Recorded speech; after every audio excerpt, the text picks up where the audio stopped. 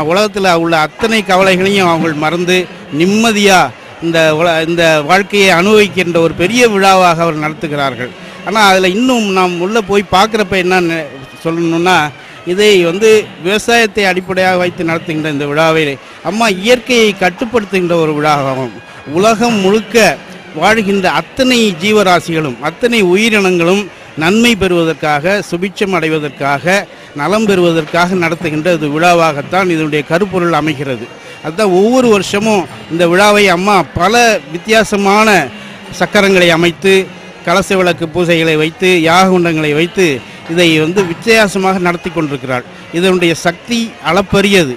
அது ஒவ்வொரு வருஷமும் இந்த சித்ரா பௌர்ணமிக்கு கழித்து பார்க்குறப்ப பல இயற்கை சீற்றங்களிலிருந்து, பல இயற்கை பாதிப்புகளிலிருந்து இந்த மாவட்டத்தை மட்டுமல்ல, தமிழகத்தை, இந்திய துணைக்கண்டத்தையே அம்மா காப்பாற்றி கொண்டு வருகிறாள் என்பது நாம் கண்கூடாக அறிந்த உண்மை. அதைத்தான் நம்ம ஒவ்வொரு வருஷமும் பார்த்துக்கிட்டு இருக்கோம். இப்போ இத்தனை தஞ்சை மாவட்ட மக்கள் எல்லாம் மனமுவந்து நடத்துகின்ற ஒரு விழா, சீரும் சிறப்புமாக நடத்துகின்ற விழா. அதைத்தான் அவர்கள் மிகவும் வியந்து அம்மா அம்மா என்று அவர்கள் உருகி இதை சொல்லும்போது நாமெல்லாம் மிகவும் மகிழ்ந்து இந்த விழாவை மாவட்ட விழாவாக அல்லாமல் இந்த தமிழகம் முழுவதும் இந்திய துணைக்கண்டமே நல்ல வளம் பெற வேண்டும் என்ற அடிப்படையான ஒரு நோக்கத்தோடு நடத்துகின்ற விழா.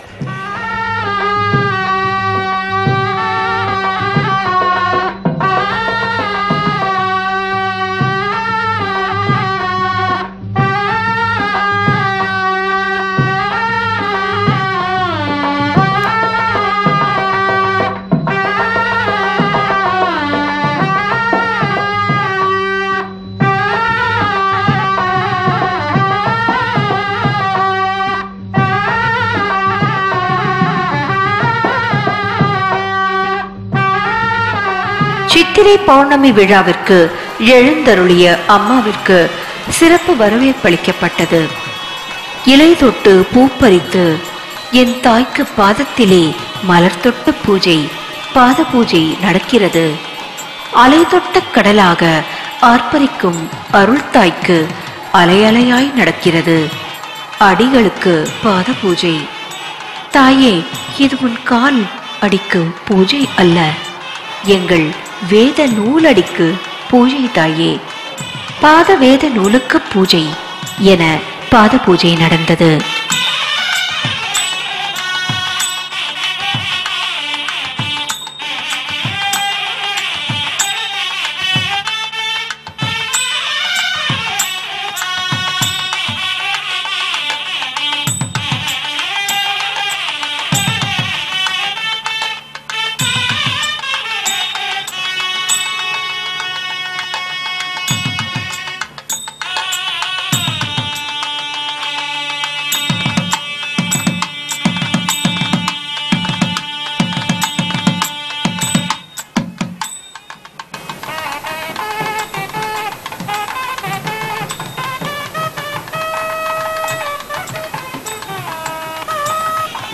மேல்மருவத்தூர் ஆதிபராசக்தி சித்தர் பீடத்தில் சித்திரை பௌர்ணமி விழாவையொட்டி கலச விளக்கு வேள்வி பூஜை நடக்க இருக்கும் யாகசாலை எவ்வாறு அமைந்தது என்பதை நாம் சிறிது எண்ணி பார்ப்போம்.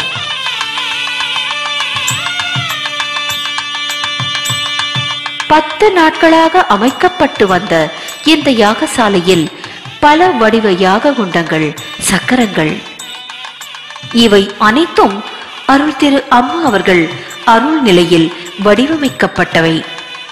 தொன்று தொட்டே இந்த வேள்வி நடந்ததென நம்முடைய இலக்கியங்களிலும் புராணங்களிலும் செய்தியாக கிடக்கின்றன. அருள் திரு அம்மா அவர்களே இந்த சக்கரங்களையும் வேள்வி குண்டங்களையும் அமைக்க அருளானை வழங்குகிறார்கள்.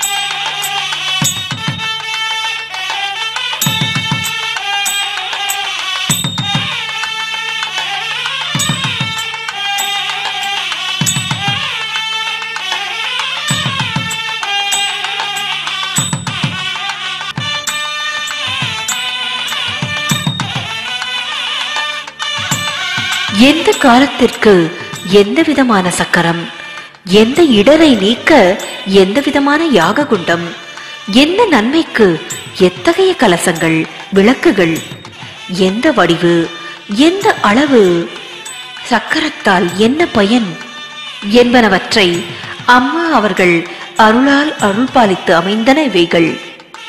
இவைகளில் அறிவியல் உண்மைகளும் ஆழமாக உள்ளன.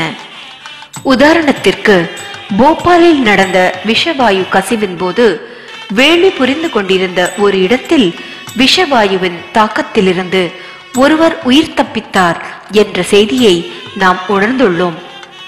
அதனால் அம்மா அவர்கள் பல்வேறு நிலைகளில் நம் வாழ்க்கையினை சீர்படுத்த வேள்வி புரிந்து வருகிறாள்.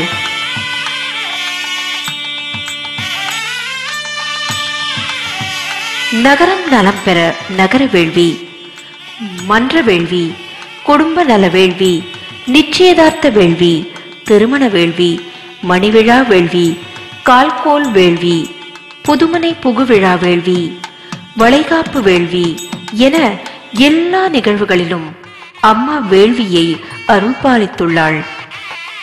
சித்திரை பௌர்ணமி வேள்வியும் சிறப்புற அமைய அருள் திரு அம்மா அவர்கள் யாக குண்டங்களையும் சக்கரங்களையும் பார்வையிட்டு அறிவுரை வழங்கினார்கள். இந்த யாக குண்டங்கள் எத்தனையோ பேர்களின் இன்னல்களை போக்கி இடர் நீக்கி மகிழ்வை தரப்போகிறது. இவை சரியாக அமைய வேண்டுமல்லவா? இதனால்தான் அம்மா இதற்கு முக்கியத்துவம் அளிக்கின்றார்கள்.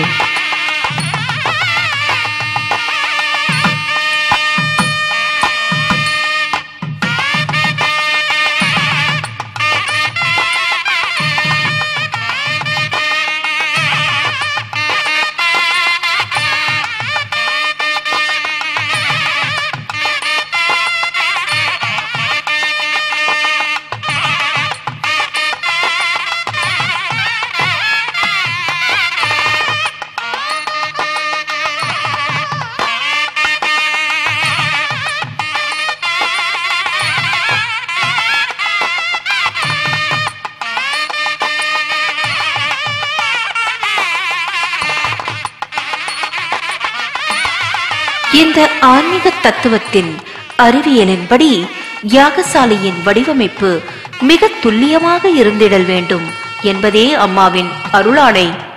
இது குறித்து பொறியாளர் மற்றும் தஞ்சை மாவட்ட வேள்விக்குழு தலைவர் சக்தி ராஜேந்திரன் கூறுகையில், ஓம் சக்தி. இப்போ இருக்கிற இந்த சித்திரை பௌர்ணமி பெருவிழாவிலே முக்கியமான பாகம் வேள்வி. இந்த வேள்விங்கிறத ஆதி காலத்தில் ஓமம்னாங்க, யாகம்னாங்க, அப்புறம் வேள்வி. வேள்வி என்பது பலரால் அவங்களுடைய தாய்மொழியில் புரிஞ்சிக்கொள்ளக்கூடிய ஒரு வார்த்தை. அம்மா என்ன பண்ணுறாங்க, எல்லா வேள்விகளும் எந்த ஒரு விழாவாக இருந்தாலும் அதை தொடங்குவது ஒரு வேள்வி. அந்த வேள்விக்கு யாக குண்டங்கள்னு சொல்கிற வேள்வி குண்டங்களை அம்மா சொல்கிறபடி அமைக்கிறோம். நாங்கள் அம்மா சொல்கிற ஒவ்வொரு லைனும் அதில் எப்படின்னா அவங்க சொல்கிற முக்கோணத்திற்குள் முக்கோணம், சதுரம், அறுகோணம் அப்படின்னு அம்மா அருள்நிலையில் சொல்கிறப்போ அதை அப்படியே நாங்கள் வரைந்து அதை நேராக இங்கே தரையில் வந்து டிரான்ஸ்ஃபர் பண்ணி அதுக்கு செங்கல் வைத்து மண் வைத்து கட்டி யாக குண்டங்களை தயார் செய்கிறோம். இந்த யாக குண்டங்கள் இப்படி ஒரு